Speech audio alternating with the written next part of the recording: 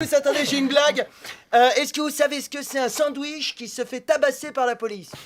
Non. C'est un jambon beurre. Allez, énorme. 1-0 pour l'humour, Nagui. Allez, assez plaisanté. C'est l'heure de ma revue de presse et cette semaine, on va parler de 2017.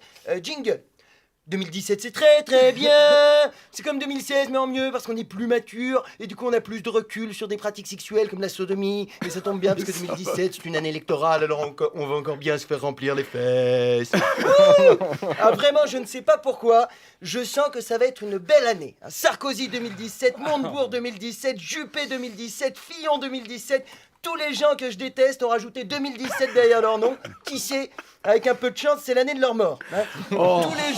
Tous les jours, je vais sur Twitter en espérant voir un post de Cyril Hanouna 2017. Hein.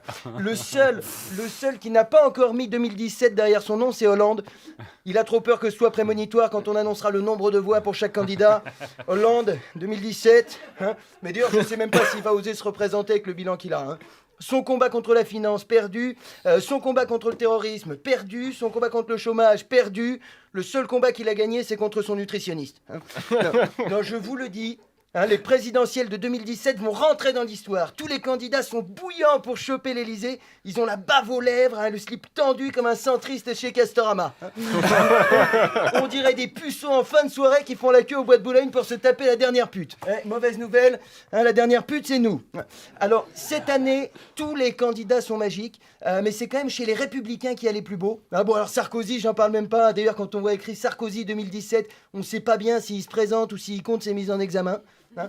Puis alors ceux qui vont voter pour lui, il n'y a plus rien à faire pour eux. Voter une deuxième fois pour Sarkozy, c'est comme s'il y a un mec qui vient chier dans ton salon et toi tu le poursuis en criant « Attends, j'ai une salle à manger aussi !» Mais même Copé il se présente. Putain Copé quoi. Arrête gros, t'es nul. Même délégué de classe c'est au-dessus de tes compétences.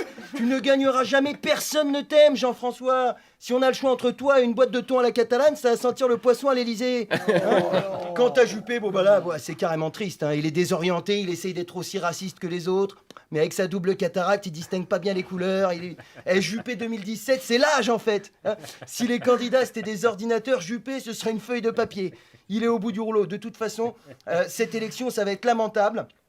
Alors je propose qu'on y aille sur le ton de l'humour et qu'on vote tous pour Nadine Morano aux primaires républicaines. Ah oui. Alors, elle, clairement, le 2017 derrière le nom, c'est le nombre de neurones fonctionnels qui lui reste. Hein. Son programme politique est simple. Petit 1, ne pas oublier de respirer. Petit 2, surtout ne pas oublier le petit A. Nadine, quand on lui a demandé de récolter 500 signatures, elle a planté un autographe de Michel Sardou dans son potager. Depuis, elle attend que ça pousse. Hein. Vous imaginez un deuxième tour entre Morano et Le Pen? On aura l'impression de voter à l'élection de Miss France dans la catégorie des plus de 90 kilos, disons. Le discours de la gagnante va être magnifique. Hein. Moi, mon rêve, c'est que dans le monde, il y a plus de gens malheureux, plus de guerres et plus d'arabes. Hein. En plus, cette année, tout le monde peut voter aux primaires républicaines, il suffit de payer 2 €. Hein, me demandez pas pourquoi, j'imagine qu'ils utiliseront la cagnotte pour payer la caution d'un d'entre eux. Alors, pour que Morano soit la candidate des Républicains et qu'on se marre bien pendant la campagne, c'est simple, hein, votez rigolo, votez Morano. Surtout que grâce à Guy Bedos, s'il y a une jurisprudence, on a le droit de la traiter de conne. Hein, et au final, qui de mieux qu'une conne pour nous représenter? Merci de m'avoir écouté. La bande originale, Nagui, sur France Inter. Salut tout le monde, c'est ma dernière chronique, je me casse comme les Anglais qui en peuvent plus des saloperies là de Juncker et Draghi. Je suis en vacances comme Cameron, alors je sais, hein, il reste encore quelques émissions mais je serai pas là vendredi prochain, alors que vous, oui. T'es un traître. J'ai l'impression que j'ai eu le bac et que vous êtes au rattrapage comme des gros nuls. Et comme par hasard, qui c'est qui est en échec scolaire? Les 2 Arabes. Tiens donc. Hein, bon, il était temps que je parte et j'en peux plus. J'ai encore passé une année dégueulasse. Entre la fraude fiscale, la politique totalitaire, les attentats et l'odeur de Daniel Morin, c'est toujours la même merde. Hein. Mais bon, là, fini l'actualité déprimante. Je vous laisse avec votre gouvernement pourri, votre Premier ministre hystérique et votre président malin comme un gratin de courgettes. Hein. Après tout, c'est pas les miens. Je ne vais jamais voter. Je vois pas pourquoi je devrais assumer vos choix ridicules. Hein. Hors de question de donner une légitimité à tous ces connards. Hein, si ça tenait qu'à moi, aujourd'hui, le président, ce serait une noix de cajou. Et croyez-moi, le pays irait beaucoup mieux. Hein. En 2017, qu'est-ce qu'on va nous proposer? Sarkozy, Le Pen, Hollande, Juppé. Et en 2022, Manuel Valls, Emmanuel Macron, Michel Sardou. En fait, j'ai qu'à reprendre toutes mes vieilles chroniques, remplacer le nom des anciens enculés par le nom des nouveaux enculés, et être payé à rien foutre, ça me donnera l'impression d'être député. Hein, ou d'être toi, Nagui. C'est toujours la même merde. Et pas plus tard que mercredi, Balkany a été réinvesti par les Républicains. Mais Balkany, putain! Le mec, à lui tout seul, il engorge la justice française et on le récompense. Attends, t'imagines un peu les dossiers qu'il doit avoir sur les autres pour être encore là? Heureusement que Balkany, il est pas pédophile. En France, il n'y aurait pas un gamin qui pourrait s'asseoir, dis donc. Le mec, c'est plus un casier judiciaire qu'il a, c'est le 93. Au ministère de la Justice, ils ont été obligés de construire un nouveau bâtiment juste pour stocker ces dossiers. Ça fait mal au cul quand même, les dossiers judiciaires de Balkany, ils sont mieux logés que nos SDF. Hein, et pourtant, des deux, c'est pas les SDF qui puent le plus. C'est toujours la même merde, on se croirait devant un film français. Hein. Hier, on a appris que le cimentier Lafarge, il finançait Daesh pour pouvoir continuer à se faire du blé. Mais c'est marrant, ça, on n'en a pas trop parlé dans les JT. Apparemment, Jean-Pierre Pernaut, il a préféré avertir les Français que le pain de seigle, c'est bon pour la santé, mais ça fait péter. Hein. De toute façon, Lafarge, ils en sont pas à leur coup d'essai. Ils avaient collaboré avec le Troisième Reich pour construire le mur de l'Atlantique. Et leur slogan, c'est Lafarge, construire des villes meilleures. Daesh, les nazis, les mecs, vu les gens avec qui ils bossent, ils risquent pas d'y avoir grand monde pour y habiter dans leur ville. Hein. C'est toujours la même merde et nous on se laisse faire. Alors de temps en temps, hein, quand les gens sont trop fâchés, ils profitent des manifestations pour casser un abribus. Et quand on regarde le 20h, on a l'impression que tous les manifestants ont violé des chatons juifs. Putain, c'est à JC Decaux les abribus. La semaine dernière, ils ont censuré une campagne publicitaire de Médecins du Monde. Oh, c'est normal, hein, faudrait pas se fâcher avec les laboratoires pharmaceutiques qui vendent des traitements contre le cancer au prix d'un aller-retour sur Saturne.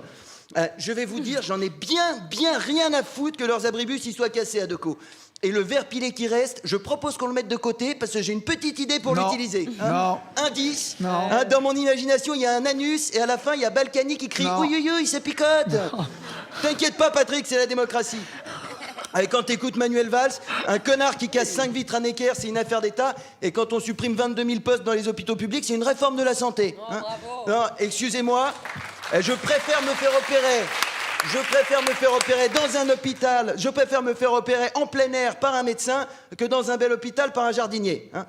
Pour rembourser les vitres à l'hôpital Necker, ils ont été obligés de faire un appel aux dons. Et à côté de ça, le roi d'Arabie Saoudite, l'été dernier, il a quitté la France en laissant une facture de 3,7 millions d'euros aux hôpitaux de Paris. Putain, 3,7 millions d'euros. Une chose est sûre, lui, on lui a pas filé des génériques. Hein. Mais vous inquiétez pas, il y a quelqu'un qui va payer. Surprise, c'est nous. Mais c'est pas grave. Faut pas se fâcher avec les Saoudiens, ils achètent nos armes. C'est toujours la même merde, Nagui. Je suis content de lâcher un peu l'actualité, j'en peux plus. On se fait enculer tout le temps. Hein, d'ailleurs, si vous savez pas loger pendant les vacances, il y a de la place dans mon cul.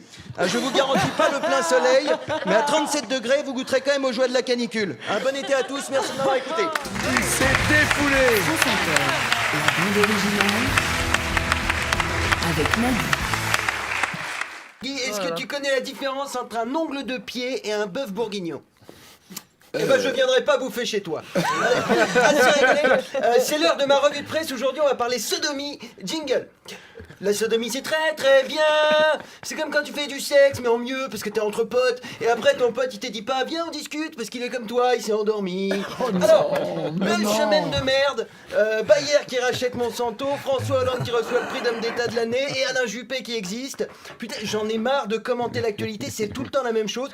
Tous les mercredis, je viens, je dis, oh dis donc, regardez, on est en train de se faire enculer. Et hop, ça recommence la semaine d'après.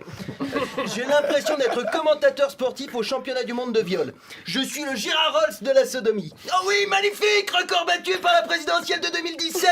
8 mètres 23, c'est désormais le diamètre officiel de l'anus des Français. Alors, ça a commencé tranquille, hein, avec le rachat de Monsanto par Bayer. Alors c'est le sida qui rachète la syphilis en fait. Les mecs sont au top, ils maîtrisent la chaîne du cancer du début à la fin. Ils te le filent avec leur bouffe et ils le soignent avec leur médoc. C'est comme si dans les Happy Meal, le jouet c'était une seringue d'insuline.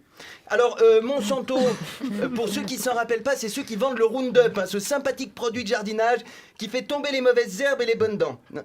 Et puis Bayer, ils ont un CV magnifique, ils ont inventé l'héroïne, le gaz moutarde, le tabac. C'est un neurotoxique, hein, ça provoque des vomissements, des diarrhées, des vertiges.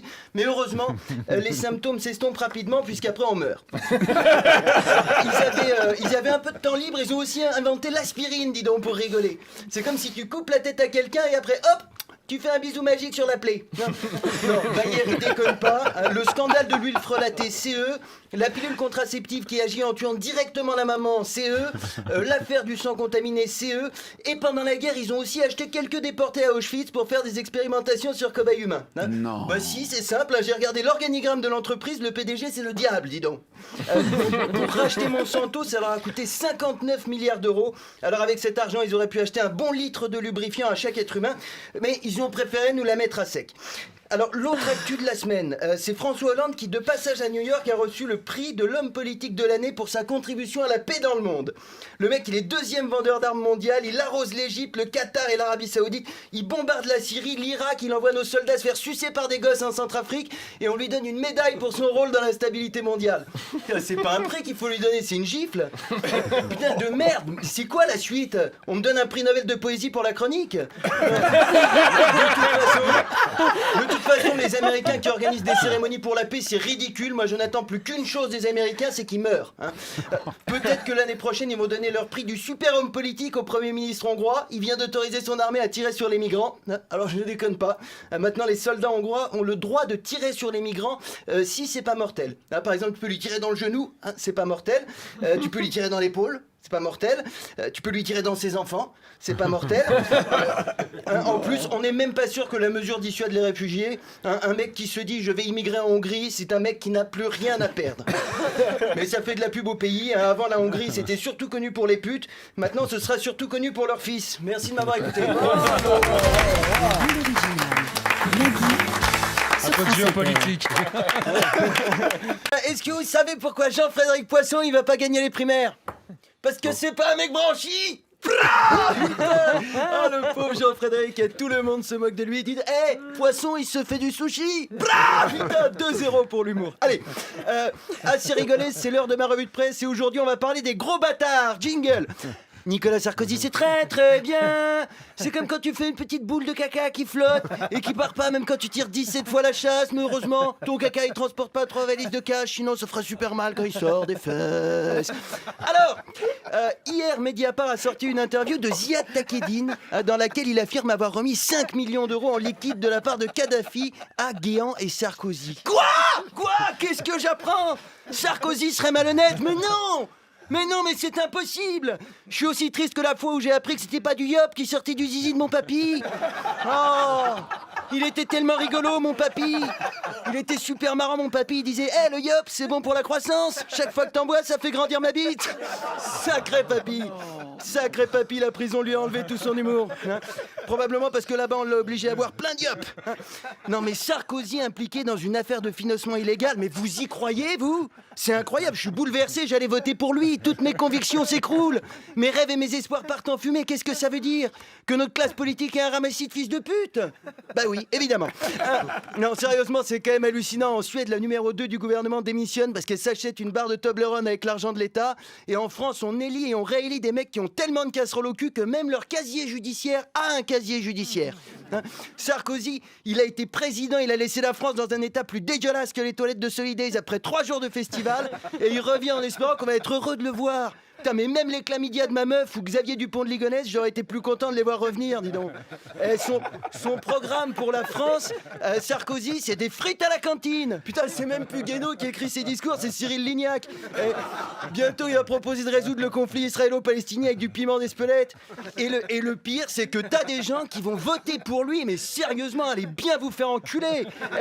Qu'est-ce que vous allez faire après engager Vincent Lambert comme garde du corps et Morandini en babysitter?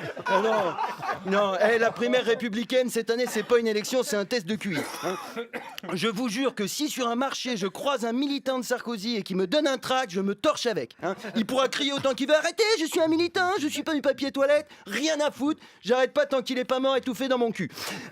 Et puisqu'on parle de gens morts, parlons de nos amis les Congolais. Bon, alors, ça fait pas la une du 20h parce qu'ils sont noirs, mais figurez-vous qu'en ce moment au Congo, c'est pas la fête, on en est à 6 millions de morts, dis donc, des civils sont torturés, on leur coupe les pieds, c'est dramatique. Un Congolais Congolais sans pied, sa vie est foutue. Il ne peut plus mettre de chaussures en croco. Hein. Et croyez-moi, un Congolais, il préfère être mort que mal sapé. Alors vous allez me dire, mais Pierre-Emmanuel, pourquoi les Congolais sont-ils tués? Eh bien, comme d'habitude, hein, dans la merveilleuse histoire du capitalisme, parce que les gens veulent mettre la main sur des richesses naturelles comme le coltan, qui est utilisé notamment dans le condensateur de la radio dans laquelle vous m'écoutez en ce moment. Alors vous allez me dire, mais du coup, Pierre-Emmanuel, est-ce de notre faute si des Congolais meurent? Oui, bien sûr, hein. Mais avouez que c'est quand même rigolo de se dire qu'ils sont morts pour faire vivre une blague sur mon papy qui éjacule du yop. Hein. Alors vous allez me dire, mais Pierre-Emmanuel, pourquoi n'intervenons-nous pas gentiment pour leur amener la paix et la démocratie comme Sarkozy l'a fait pour la Libye? Eh bien pour deux raisons. Hein. D'abord parce que les Congolais ils n'ont pas offert 5 millions d'euros en liquide pour financer une campagne électorale. Et puis surtout parce que les Noirs, ils nous intéressent que quand ils jouent au foot. Hein. Forcément, on va pas ouvrir le 20h sur des joueurs de foot sans pied. On parle suffisamment d'Olivier Giroud comme ça. Hein. Mon conseil donc, si vous êtes Congolais, rampez jusqu'en Libye, attendez un attentat et ramassez des pieds. Hein. Attention tout de même à bien choisir des pieds de la même taille, sinon vous serez obligé de vous acheter 2 paires de chaussures en croco. Ce serait malheureux. Merci de m'avoir écouté. La bande originale. Lady sur France Inter.